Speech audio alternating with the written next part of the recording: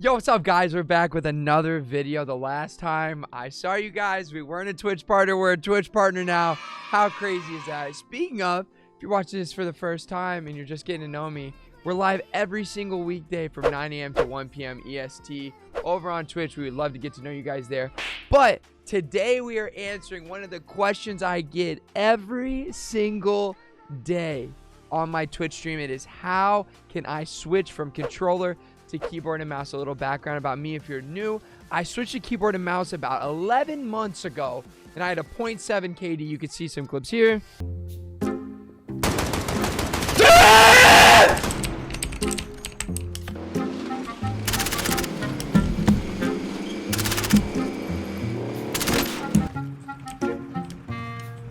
This game is garbage. This game is so... I mean, I was absolutely horrible, and now I play competitively in some big boy tournaments. We have a tournament this Saturday that's coming up, which is going to be insane. We're going to be playing against some pros like Aiden and Huskers. But it's been a super long journey, and I've made some crazy mistakes. But I've also learned a ton about mouse and keyboard and how you can set yourself up for success from the jump rather than making the mistakes that I made. I've watched a lot of videos out there about how you can get a solid base off the jump. I mean, I've watched a ton of them, and none of them really pointed me in the right direction from the start. So what I want to do for you guys is give you a really basic, here's what I would do if I was starting over toolkit. But if you guys really want some more in-depth information about keyboard and mouse, if you guys like this video, if we get like 100, 200 likes on this, I'll make some more advanced keyboard and mouse tactics so you can break past plateaus if you guys are experiencing that. So the first thing we're going to talk about is equipment. So the most important thing, in my opinion, is understanding your equipment and what you can do with what you have. I personally use the Model O negative. It's made by Glorious. It's a fantastic mouse. I'm currently ordering the Model O wireless right now. It's on its way here, so I'll have some feedback for you guys. I might make a review video for you guys. And I use my keyboard is a mouthful. The Razer Black Widow TE Chroma with Razer green switches. That's what I use currently. I don't think, and I could be wrong, and this might be a hot take, but I don't think that your keyboard matters as much as your mouse does. I can tell you guys that I used to use this bad boy right here. It's the Razer Death Adder Chroma. I'm a huge Razer fanboy, and it is like significantly heavier than my Glorious Model O negative, and the change was significant. I got so much better almost overnight just from changing my mouse. So it's extremely important that you guys invest in your equipment from the jump. You know, if a lot of you guys are making the switch from console to PC, and whenever you do that, you're like, should I move to keyboard and mouse as well?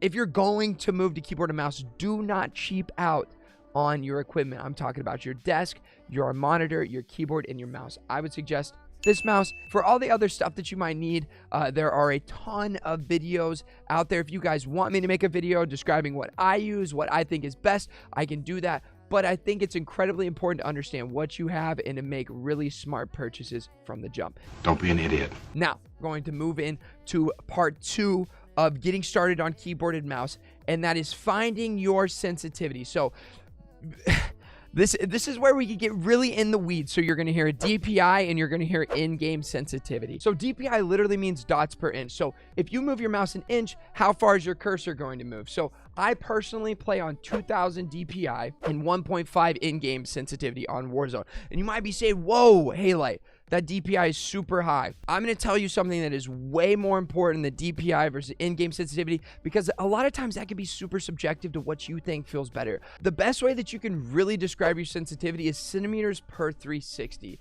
So basically what that means is, if I move my mouse across my desk, how many centimeters is it going to take for me to 360 in the game that I'm playing? And there are so many calculators online. We'll link some below for you guys to use if you're trying to figure that out. There are a couple things with centimeters per 360, okay? Basically, you're going to want to look for a centimeter per 360 from 24 to 80. So what that means is 24 centimeters per 360 to 80 centimeters per 360. I'm currently referencing a Kovaaks article where they talk about centimeters per 360, and I'll go through some pro players and what their sensitivities are currently. So you have Shroud uses 41.5 centimeters centimeters per 360. Ninja uses 29.4 centimeters per 360, and Simple uses 33.6 centimeters per 360. I personally use 46.1 centimeters per 360. So what that means is whenever I'm playing the game, I have a relatively slow centimeter per 360, but that's because my desk space is so large. I literally can move my mouse from here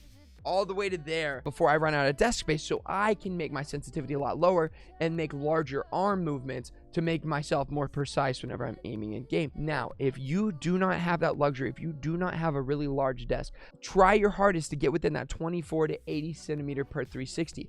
But if that is not something you could do, if you have a really small mouse pad, what I would suggest for you, start on the left side of your mouse pad and take one swipe and make it 360 from side to side. Start there, and then you can adjust accordingly for what you think would be the best for you as a player, depending on what game you're playing. You know, if you're playing fast-paced games, you want your sensitivity to be a little bit higher. If you're playing CSGO, you're gonna want your sensitivity to be a little bit lower. Make sure it fits what you're using. If you have a big-ass desk like I do, you can make it really slow, and you can be a lot more precise. So to close with the centimeter per 360 talk, there are a lot of websites online. Again, we'll link these for you below for you to convert game per game to make sure you're sticking with that same centimeter per 360 from each game that you're playing, so you can continue to have a consistent sensitivity across all the games that you play.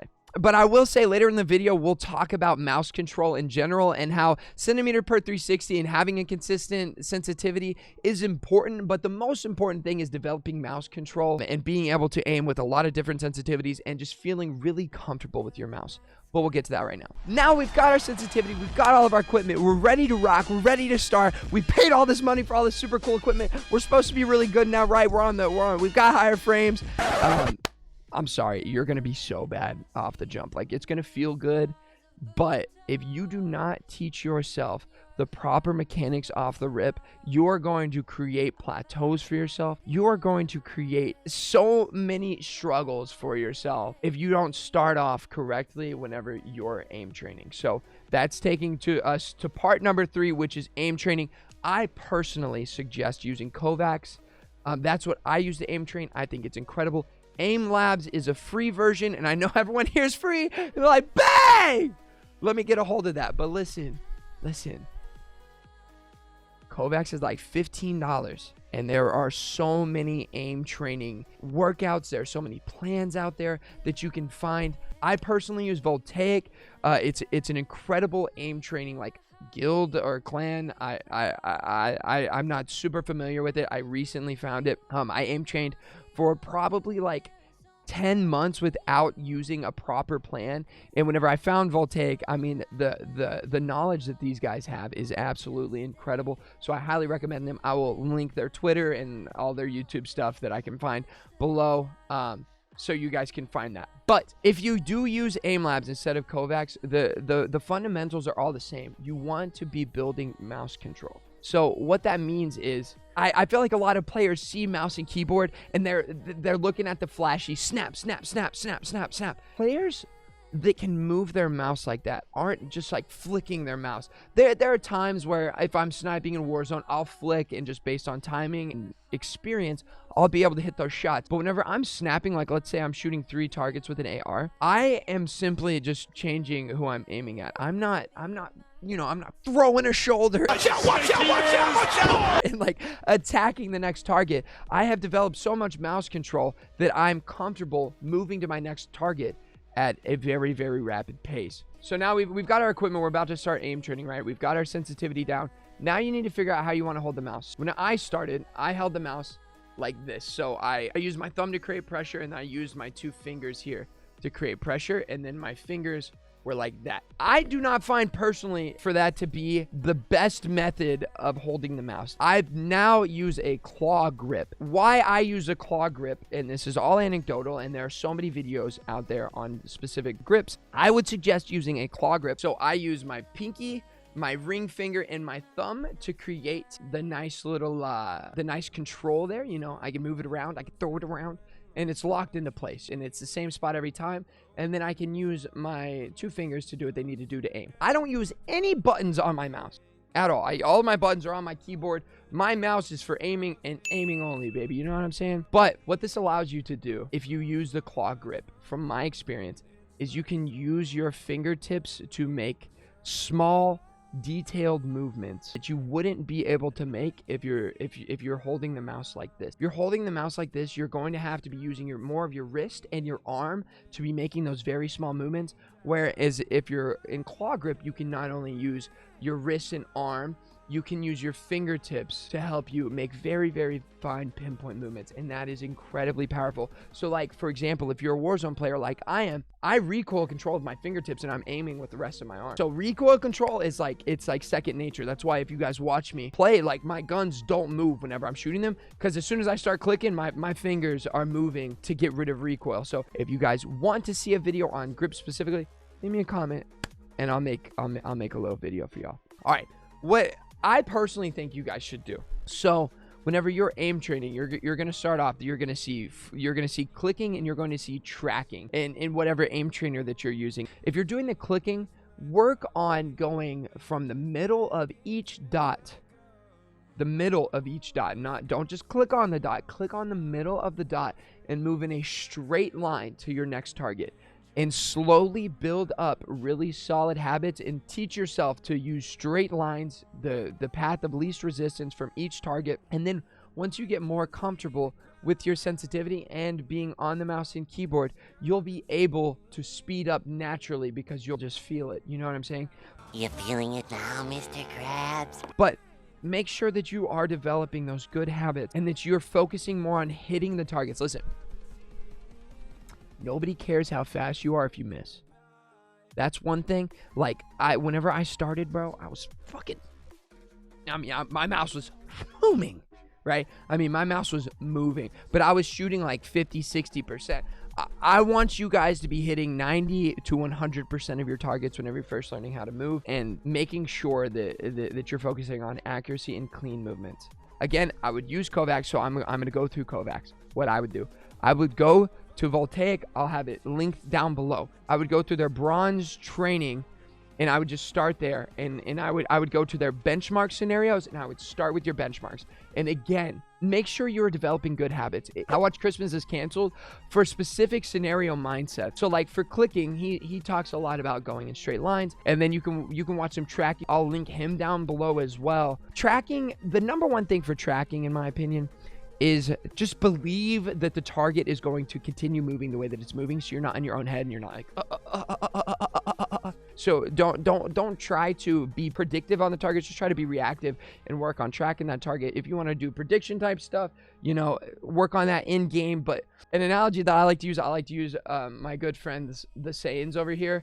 You know, whenever they're in Super Saiyan, they're 100 times their base form. But the way that they truly get stronger is by increasing their base form. And whenever you're developing mouse control, you're increasing your base form's strength from game to game. So it doesn't matter. You can go to any game. So once you start that actual aim training, that's where you're going to want to spend a lot of time. But you're going to get excited or bored of this. And you will get bored of aim training very fast. So I would say stick to doing like 30 minutes to an hour a day, and then go play the games that you want. Again, you're not going to be insane off the rip. If you are, bro, more power to you. Enjoy the world championships. If you're an overnight sensation, congratulations. You have cracked the code. You should be making this video. I need to shut the fuck up. So stick to like 30 minutes to an hour a day. Continue to train, practice, and develop those bad habits. Develop those good habits off the rip. Now I'm going to go ahead and transfer over to actual kovaaks and show you guys what I'm talking about for some of this stuff. Personally, I also don't like to wear sleeves. So I like to be skinned to desk because it's very consistent. You know, my skin is not changing anytime soon. So that's another little tip. Okay, so let's go to 1 wall 6 targets TE. This is the beginning clicking on kovaaks. Okay, so click here, start. So like, let's say we've got these targets. What typically you would do, right? And then you would just fucking click to the deck. You know what I'm saying? You just fly. But work on hitting the middle of this, moving in a straight line, moving. My arm is sweaty as shit. And then, you know, once you get that control down, you can start to speed up and you go really fast. And you're super talented and you're MLG pro gamer. But look at that. Wow, 43. See, you guys can see I still have a lot of room to grow. But in these types of scenarios where you're just clicking, make sure that you're going from spot to spot to spot, and you're working on hitting and going in straight line, hitting in the middle and going in straight lines. And then we'll just do some basic tracking. Basically, what you really want to do here is you want to believe that the target is going in the direction it's going, and it's a habit that I have to break myself. But like right here, you can see like it jumps, it moves. You just have to be reactive to it. You're not trying to do anything special. You're not trying to out aim the aim thingy. You're not trying to see right there, trying to predict.